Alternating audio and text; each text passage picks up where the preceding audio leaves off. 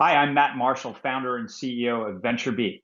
And I'm here talking today with Ken Dodelin, VP of Conversational AI and Messaging Products at Capital One. Thanks for joining us, Ken. Thanks for having me, Matt. I'm excited to be here. Ken, you built a conversational AI agent called Eno that's apparently had quite a bit of success. Can you tell us a little bit about what you've done there and your metric for success? Sure. At Capital One, I've got the privilege of working with a stellar team of technologists and designers and data science practitioners. And we got together several years ago with a vision toward building an AI assistant that would work on behalf of our customers and take some of the complexity out of money, do some work for them, and make things easier. And so we started, funny enough, in SMS. And the story goes that we were noticing that, like every other bank, we had a fraud alert that would send you a message when something fishy was detected on your account. And that alert, which was written in some pretty robotic bank speak, would ask the customer to type back, confirm or deny. Confirm if this was your charge and deny if not. And banks have variations of this. And what we found was that about 15% of the replies that came back were neither confirm nor deny. And customers were sending us back things like, yes, yeah, that was me.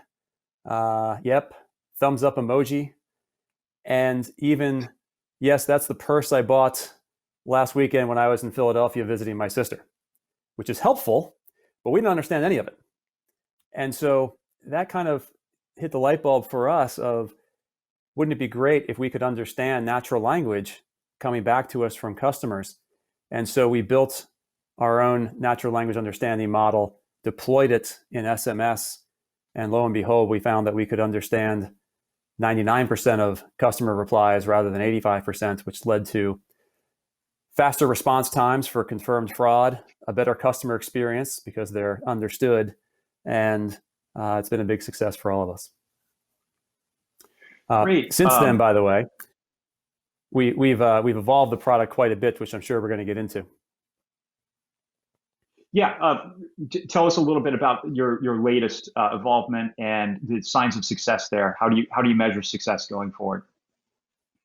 Sure. So we have made Eno available there's really two sides of Eno right now. There's the proactive side, which we've invested a lot in, and probably in a differential way versus some other folks who run their own assistant. Eno has more than a dozen capabilities that will do proactively for customers. There's no opting in. They don't have to do anything special to get Eno working on their behalf. And Eno will proactively reach out, just like you would want a human assistant who was obsessing over your finances to do, through email, through SMS, or through a push notification, and let you know of important things, whether there are irregularities like, hey, you were charged twice for the same amount within a couple of seconds. You might want to check and make sure this is correct. Or you left an exorbitantly large tip. Hey, was the decimal place in the right spot there? Those types of things customers really seem to appreciate. In addition to things where we're just doing work for them, not just irregularities, but things like, hey, at the end of the year, Eno shows up without being asked with an email summary of all the charges from the past year that Eno has identified as charitable donations and potential tax deductions. And so just trying to live that vision, sort of interaction by interaction. Then the other side of Eno is the reactive side, which is more familiar to folks, where you can go into our website or our mobile app and ask Eno a question in natural language, and Eno will route you to the right place to take care of what you want to do, or take care of it right there in the chat window, and even predict what you might want to ask next. So, Ken, you personalized Eno really well. It sounds like understanding 99% of the conversations is quite a feat. Are there any metrics that suggest it's actually leading for more business or to better results or above trend line for retention, customer retention or engagement?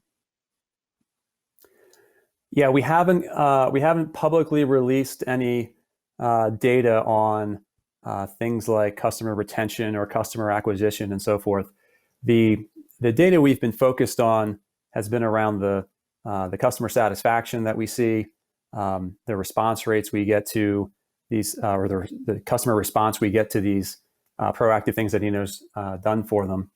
And I'll say that on the reactive side, we monitor those conversations very closely, and we have a team of folks who review Eno's interactions with customers and see where Eno's doing well, see where Eno can do better, and continue to try to drive customers to success while staying in the digital channel to make things as easy as possible for them. That's great, Ken. So, can we talk a little bit about what parts of Eno you built in house? You referred to investing a lot into NLU or natural language processing and understanding side.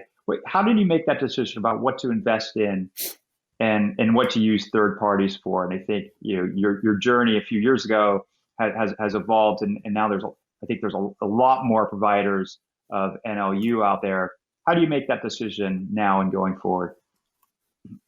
Yeah, for us, we started with a general NLU solution from a third party, and this is back before we had released anything publicly, but just in our testing, that's where we began. And over time, what we found was that we had the talent in-house, or we brought the talent in-house to build things ourselves. And so we brought in one of the folks who worked at IBM Watson and built the AI that won on Jeopardy. And that team was able to build a banking-specific NLU that outperformed the general one that we were licensing, both using using what we had learned generally about the space, and then also hundreds of thousands of transcripts that we had from chat logs between customers and our agents. And that helped our AI learn the language of banking to an extent that was beyond what we saw from the generalist providers. And as I've said to you before, I have great empathy for my peers at Google and Amazon and Apple who are trying to answer any question about anything posed anyway. It's a heck of a challenge. We're focused on just answering bank questions, and it's getting very good at that. Still terrible at sports questions, but that's not the topics that we're trying to train for.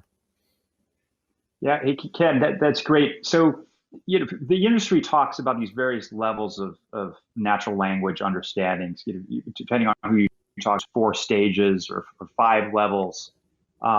You referred to 90%, 99%, I think, in terms of understanding. What are you also referred earlier in a conversation we had about adopting BERT, which is one of the latest developments in NLU. Can you talk a little bit about where that industry stands? What sort of trends do you see there? What sort of breakthroughs do you need to get to? Is it 100% that you're looking for, or 99.5? How much difference does that really make? It's all contextual, and so in the way that I just mentioned that would be terrible at sports conversations, right? Eno's NLU would be at 0 if we went there. In the example I gave you about the fraud responses, we've got a very narrow set of things that people are trying to say. Generally, it's an affirmative or a negative, or maybe something about the transaction. So the variability of inputs is constrained, and that's where we can get to something like 99%. In a general website or app environment, you're somewhere between the two, and you're trying to train the NLU to be great at the most frequent intents, and then try to understand how you're going to understand all the long tail intents as well, and get as granular as a human might be able to with the context for the customer and the type of question they're asking. And so that, yes, there's lots of providers out there, and they try to put numbers on where they are in different contexts, but it's for us, it's really about pursuing that 100% that human level understanding of being able to not just understand the customer, but help them with whatever they're raising. Yeah, are you suggesting that there is a lot of breakthroughs to be made there in terms of the contextual full understanding? Or do you feel like that's not necessarily a place that needs a huge amount of advancement for you to see more Uh, returns?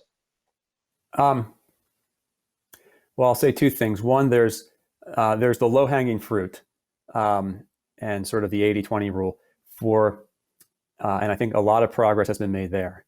The investments that continue to come in and that are, I think, going to be game changing are when we add in a lot more customer context, and you can tell when an AI knows you versus just knows words. And so when you and I show up to an AI and get a different reaction because they know you just signed up for a card and I didn't, for example, and can respond to questions differently in the way that a human would when given that context, I think that's when you're going to see some of the differentiation really take off. And that's why there's so much investment across folks who are in this space on their data transformations and getting that data available to train the AI. There's a lot of decision makers listening to this, business decision makers from maybe the line of business, tech decision makers, wondering how to set up their AI products and probably making some decisions about their infrastructure. What would you say is something you can tell the audience in terms of the most impactful decisions you've made in infrastructure, whether it's relying on the cloud, relying on third party best of breed, or not? Yeah, so I won't profess to have a solution that is the best one for everybody, but in our case, we have a cloud native application, and like I mentioned, we built the NLU and the recommendation system we have that predicts customer questions in house. And for us, it was a good match of the talent we had available, the willingness we had to invest for the long term, and building and releasing models isn't the same as building and releasing widgets. There's a lot of trial and error and learning that goes on, and so we believe over the long term this is a space that has the potential to create a lot of differentiation for our customer experience and our business. And so those have to date been decisions we're glad we made. Ken, you mentioned the team there. How do you deal with bias in AI? And I think there's two sides of that, right? I think there's the increased awareness of bias in AI models, racial, gender, fairness, for example, a transparency about how decisions are made, but also the team that is put together to build the product and to govern the product. Can you talk a little bit about how you deal with that bias? Absolutely. And I'll give you two examples. In many ways, products can be a reflection of the culture of the company that built them. And in our case, when we were building Eno, we went through a naming exercise, and we were looking at, well, what kind of name should we pick for our AI? And we looked around, and there was there was Siri, there was Alexa, and there were a number of others that all seemed to gravitate towards female names. And we had a discussion about, well, what is that saying about why do assistants all have to be female?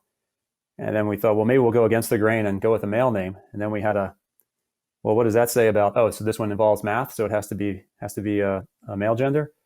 And so we didn't feel like we really had it right in either case. And so we went with a gender neutral name, which enables customers to conjure up whatever it is they want in their minds about without unleashing any biases they may have. And even in the avatar that signals it's just a chat bubble with a smiley face. We didn't want to get too far into anthropomorphism or giving a race or an age or anything like that. So we felt it was a good outward expression of our inclusive culture to go with a gender neutral name that sort of steered clear of any biases. The other example I'll share is when we go to train the NLU, we started like a lot of folks did with a very small team, and one of the things we noticed was we're aware of other examples of where folks training a model found that that model reflected their view of the world, but not everyone's, right? And so it's very important to us that we have a diverse population of folks who are doing the actual training of Eno's NLU so that we understand how all of our customers communicate, not just how a certain demographic does. And so that's been a great exercise of understanding another representation of our culture playing into the product. Hey, Ken, there's been some, recent developments in awareness around racial injustice, specifically in the U.S. And again, I'm aware that you're not necessarily on the training side of a lot of these models or algorithms. Perhaps you just comment in terms of what you're doing with Eno specifically. But has that changed thinking within Capital One at all in terms of how you recruit, how do you put a team together? Reviewing how the product development is done? Well, look, like I said, I like to think that our cultural principles about being inclusive preceded the most recent events, which have been impactful to everyone's culture, and necessarily so. And so maybe it's a emphasis on how can we, through the products that we're building, make positive change that help folks. We think we have that opportunity.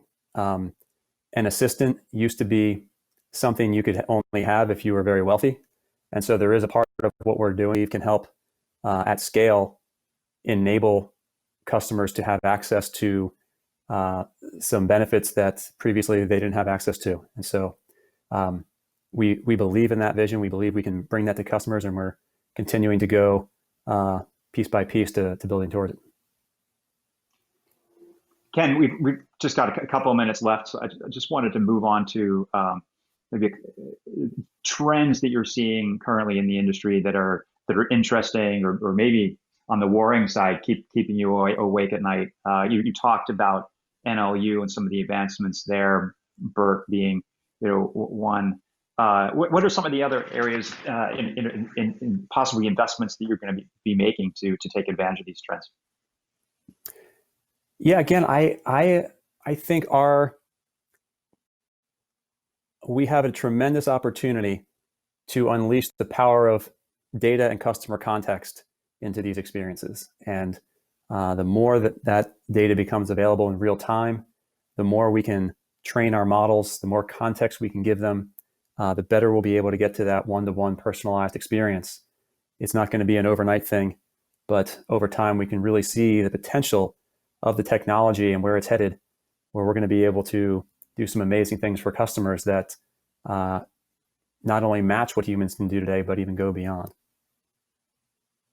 Ken, there's a lot of conversation around cost, right? You talked about building those models and algorithms to take advantage of the data that you have and to make the experience even better.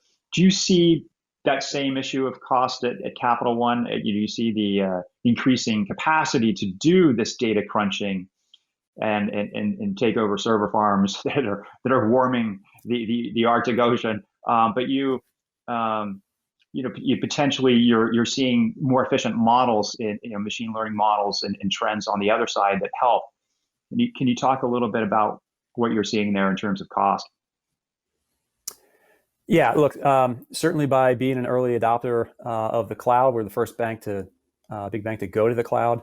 We see both the opportunity to be lower cost and more well managed by running our infrastructure through the cloud. And so we've been really excited about that journey. It's definitely beginning to pay dividends for us and will allow us to continue to scale in an efficient way as we do more and more interactions with our AI. Ken, as a Capital One customer, I really look forward to where you're taking Eno, and I'll keep following it. Thank you very much for joining us today. Thanks, Matt. I appreciate you having me.